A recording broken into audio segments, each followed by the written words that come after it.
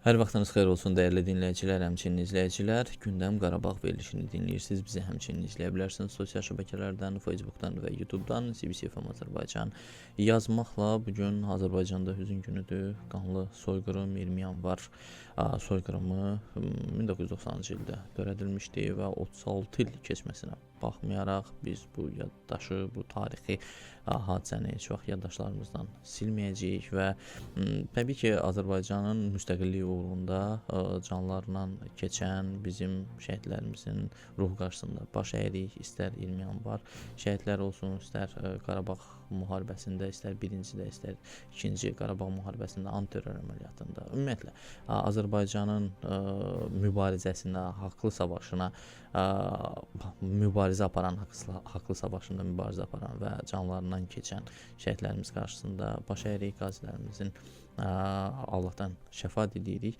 Elə istəyərdik ki, həm 20 yanvar, həm 20 yanvardan öncəki proseslər bu istiqamətdə qısa toxunaq, daha sonra artıq gündəmi müzakirə edəcəyik siyasətçi Araz xanla. Hər vaxtınız xeyir. Hər vaxtınız xeyir olsun xanlar. 20 yanvar və ondan öncəki başlayan bir proses var idi ki, məhz meşələrdə başladı və daha sonra böyüdü. Yenə bir ərazi iddiası var idi. Hələ o vaxtdan başlamışdı. O Sovet dönəminin dağılması, Azərbaycanın o vaxtki o belə deyək, zəif Azərbaycan olması, yeni addımlar atan Azərbaycan olması və bundan istifadə edən qıraq qüvvələrdən olan bir Ermənistan var idi o vaxt. Xanlar çox yaxşı izah elədiniz o dövrün o geosiyasi mənzərəsini.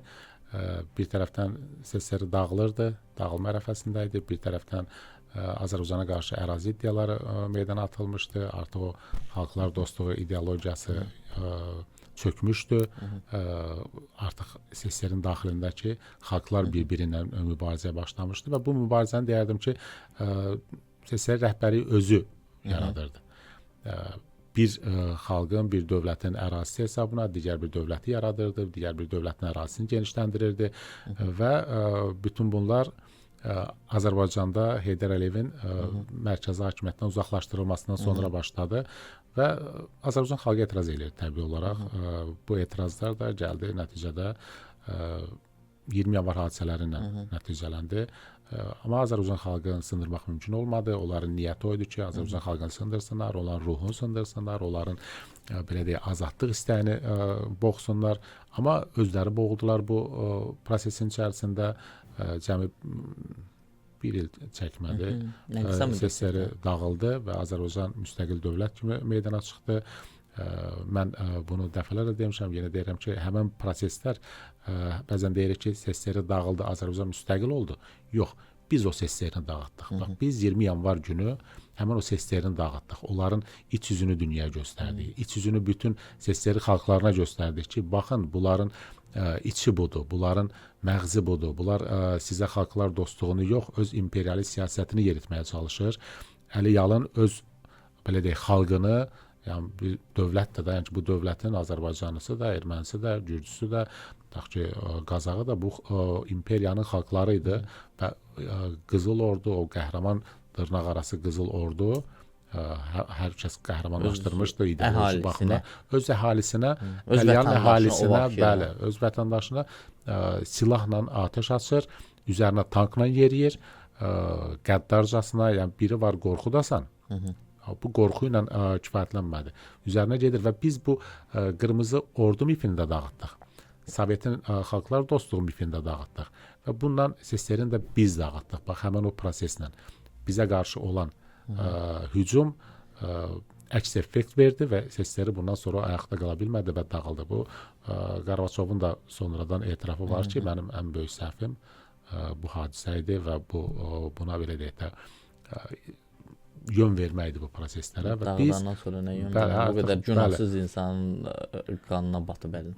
Bəli, yəni ki, bu proses gətirdi bizim müstəqilliyimizə. Yəni, bütün bax bu geosiyasi vəziyyətdən biz müstəqil dövlət kimi çıxa bildik. Öz artıq taliyimizlə bağlı qərarlar özümüz Bundan verirdik. istifadə edən güclər də var idi. Hələ ondan qabaq 88-dən başlayaraq bu çaxnaşmadan istifadə edən bir qrup var idi ki, elə Qarabağ müharibəsinin təməlini qoymaq istəyirdilər.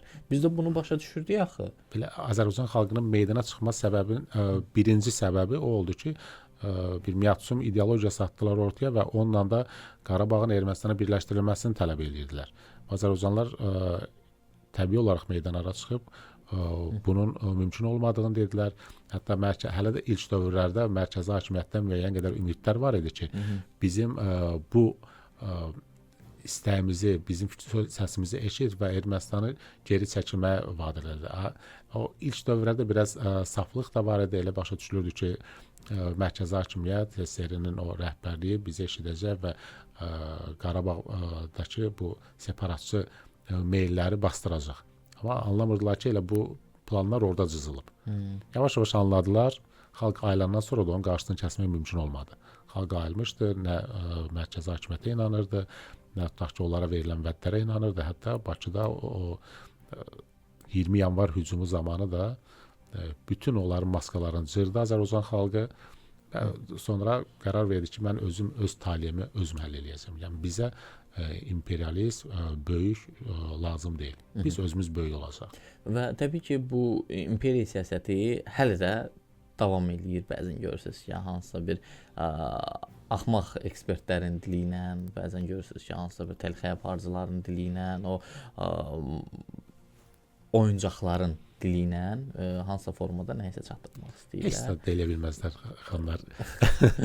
O Salavyovlarıdır, o Salavyovdur, o Dugindir, o nə bilim başqalarıdır. Yəni bunlar sadəcə boş-boş danışırlar. Moskvada əslində boş da deyil. Yəni ki, bunun altını doldurmağa da çalışırlar. Biraz öz daxilindəki problemləri yönləndirmək istəyirlər ki, biz böyük, biz beləyik, biz Qafqazda tutarıq, biz tutaq ki, Mərkəzi Asiyada tutarıq, amma buna resursları yoxdur. Buna nə hərbi, nə iqtisadi, nə siyasi belə deyək ki, resursları var. Deyək ki, digər resursları olsa da birinci növbədə xalqdan da sənə bir rəğbət olmalıdır. Sən gəlib bura zorla nə qədər məni boyunduruq altında saxlaya bilərsən. Biz gördük, buna bir meyllər də oldu Azərbaycanda. Biri çıxdı bayraq qaldırdı, o birisi nə bilim başqa SSR bayrağı. Bütün 3 nəfərdən artıq adam yox idilər. Yəni sənin burada 3-5 nəfərdən artıq tərəfdarın yoxdursa, onları da bilmirəm hansısa formada bəlkə qorxutmusan, deyirəmsənsə, yəni hələ də sənin belə deyək sözünü deyə bilirlərsə burada, ya o 3 nəfər çıxıb SSR bayrağı qaldırır. Və bununla da fikirləşsən ki, 10 milyonluq xalqı və yaxud da ki, digər dövlətləri özümə birləşdirəcəm. Axı sənin maskanı biz 20 yanvar günü cırmışıq. Tək Azərbaycan xalqına yox, bütün dünyaya göstərmişik, bütün SSR xalqlarına göstərmişik ki, o vaxt o SSR xalqlarına ki, baxın, sizin böyük qəbul elədiyiniz dövlət budur, sizin ideologiya, sizə sırlanan ideologiya budur, sizə xilaskar qırmızı ordu dediklərinin ordunun iç yüzü budur. Biz bütün bu maskaları cırdıq və bütün hər kəsə də göstərdik ki, bunların əsl üzü nədir. İndi yenidən o belə deyək, hansısa bir təzə maska taxıb, yenidən regiona gəlmək cəhdləri mümkün olmaz. Birinci bizim artıq əvvəlki gücdə tək biz yox, heç Mərkəzi Asiya ölkələrdə həmən gücdə deyirlər. Yəni ki, Mərkəzi Asiya dövlətləri tam olaraq bu belə deyək ki, təhdidlərin qarşısını almağa qadirdir. Qafqazda biz də qadirik buna.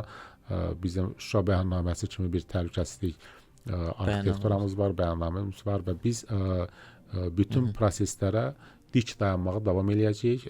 Bütün proseslərdən də belə deyək, sadəcə boş havalardır. Yəqin ki, öz daxilləri üçün də deyirlər ki, biraz da qalaq. Qalaq da, yəni ki, onlar sadəcə kimlərsə özünə birləşdirmək yox, parçalamamağın dərdini çəkməlidirlər. Və məsələ bilirsiniz nədir? Hələ də onlar düşünür ki, bəzi qüvvələr düşünür ki, Azərbaycan hələ 90-cı ildə qalıb və reallığı qəbul eləmək istəmirlər. Amma reallıq odur ki, Azərbaycan Xarici İşlər naziri Ceyhun Bayramovla Amerikadan Rubio, Telefon danışığı Bəli, oldu. telefon danışığı olur. ABŞ-Azərbaycan münasibətlərinin müzakirə edirlər. Azərbaycan-Ermənistan münasibətlərini müzakirə edirlər. Yəni hardan hara gəlib çatmışıq? Adamlar hələ də yatıb 90-larda qalıblar. Xanar, məsələ burasıdır ki, heç olmasa əvvəllər belə bir danışıqlar olanda təzədən bir də Moskvaya zəng olurdu ki, biz bu məsələləri danışdıq. İndi heç bunları bir sahib zəh vurub proseslərlə bağlı məlumatlandıran da yoxdur. Yəni sən kimsən artıq? Yəni bizlə cənab prezident dediyi bir fikir var ki, heç kim təhdid dili ilə danışa bilməz. Bizlə əməkdaşlıq edənlərlə hansısa bir əməkdaşlıq formatında danışa bilərik. Proseslərimizlə də bağlı müzakirələr apara bilərik ki, biz Ermənistana sülh aparırıq, biz ticarət eləyirik, gəlin siz də ticarət eləyin. Yox, siz bizə hansısa işğal niyyəti ilə baxasınızsa, siz bütün proseslərdən kənarda qalasınız.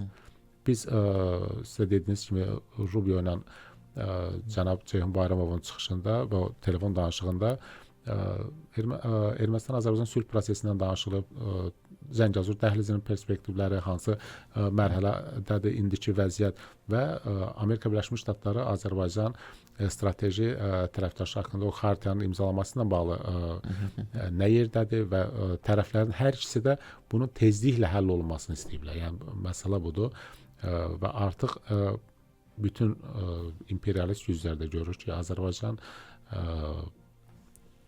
çox şaxələndirilmiş xarici siyasət yürüdür.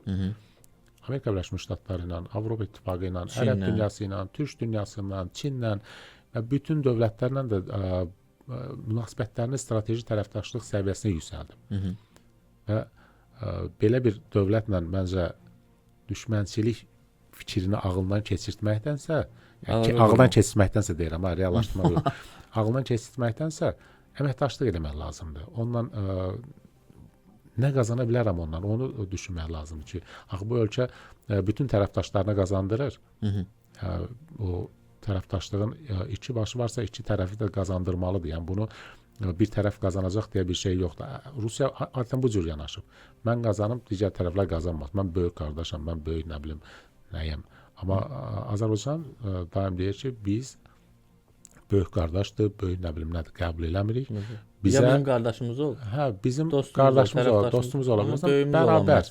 İkimiz də bərabər ola bilərik və bərabər hüquqlu münasibətlər qura bilərik. Bu münasibətlərdən siz də qazana bilərsiniz, biz də, regionda hər kəs qazana bilər. Yəni kim bu cür yanaşır, onlar da qazanırlar. Kim ki başqa fikirlərə düşür, onlar bu gün Rusiya olduğu üçün biraz kənarda durub baxır. Rubinyanın da açıqlamaları var idi. Rubinyan həm Ermənistan-Türkiyə münasibətləri, həm Ermənistan-Azərbaycan münasibətlərinin normallaşması prosesindən danışır. O qeyd edir ki, bunlar fərqli proseslərdir. Amma eyni regionun prosesləri olduğuna görə həm də bir-birindən asılı proseslərdir.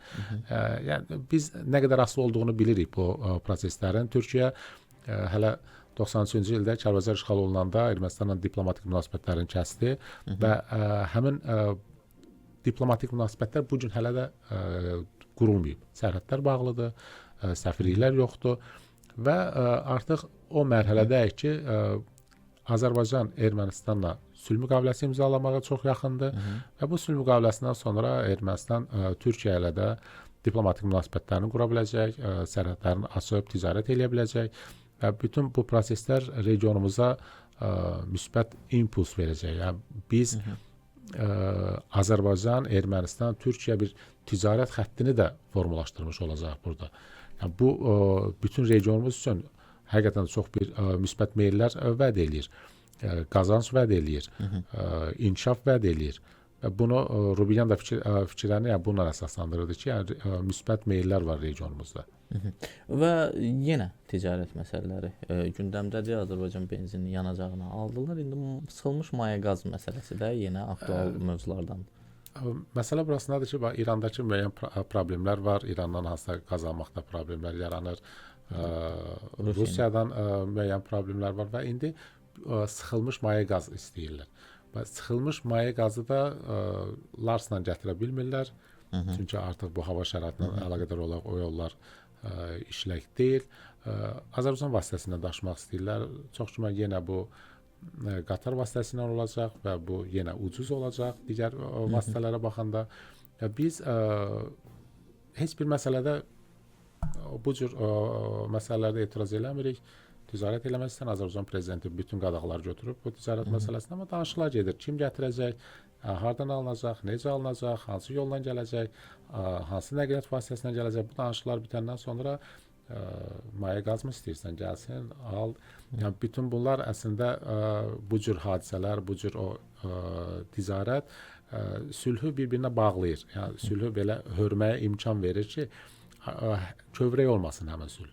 Müəyyən qədər möhkəmlənsin və sabah biz sülh müqaviləsini imzalayanda bu hansı bir kövrək sülh yox, artıq bünövrəsi möhkəm, təməli möhkəm bir sülh olsun və davamlı olsun, belə deyək. Davamlı olsun. Çox təşəkkür edirəm Aras. Mən təşəkkür edirəm xanlar, çox sağ olun. Minnətdaram və demək olar ki, qarşıdakı günlərdə də biz çox maraqlı hadisələrin şahidi olacaq. Ən azı Davos forumuna cənab prezidentin iştirakı və Donald Trump'ın da orada böyük heyətlə iştirakı, eləcə də yəni bu istiqamətdə çox mühüm şirkətlərlə biz artıq danışıqlara da başlamışıq və düşünürəm ki, Azərbaycan, xüsusilə Qarabağ və Şərqi Zəngəzur çox mühüm bir yerdir ki, xarici investorlar ora investisiya yatıracaqlar və təbii ki, sülh danışığı istiqamətində də mühüm addımlar atılacaq və biz qarşıdakı günlərdə 100% ilə görüşəcəyik və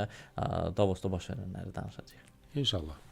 Və Gündəm Qarabağ verilişi bununla da yekunlaşır. Bir daha həyatını itirən 20 yanvar istər faciəsində, istər 1-ci Qarabağ, istər 2-ci Qarabağ, istər antiterror əməliyyatında, ümumiyyətlə Azərbaycanın müstəqilliyi uğrunda mübarizədə, müharibədə həyatını itirən bütün şəhidlərimizə Allahdan rəhmət diləyirik, qazilərimizə can sağlığı və şəhidlərimizin ailələrinə isə səbir diləyirik. Allah Azərbaycanımızı qorusun. Gündəm Qarabağ verilişi bununla da yekunlaşır. Siz isə bizi dinləməkdə, eləcə də izləməkdə davam edin. Sağ olun, salamat qalın.